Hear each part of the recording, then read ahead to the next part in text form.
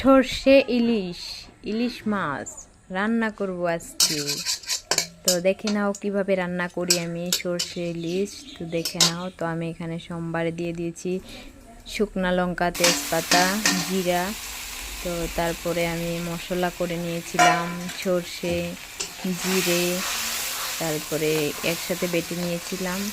তো লঙ্কা বেটে নিয়েছিলাম। তারপরে এখন আমি সব মশলা একসাথে, হলুদ, লবণ সব একসাথে মিক্স করে তো আমি এখন সোমবারে দিয়ে দিলাম।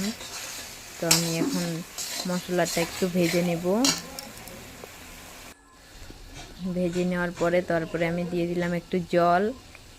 তো একটু জল দিয়ে দেবো, অত বেশি জল দেব না। তো তারপরে দেখো হয়ে গেল, মাছগুলো দিয়ে নামিয়ে নিলাম। হয়ে গেল দেখো সর্ষে ইলিশ। কে কে ভালোবাসো বলো। তারপরে আমি সেমভাবে রান্না করব পাবদা সর্ষে, পাবদা মাছ রান্না করব।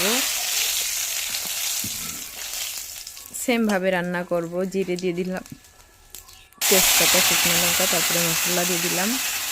তারপরে আমি একটু ভেজে নেব, মশলাটা ভেজে নিলাম।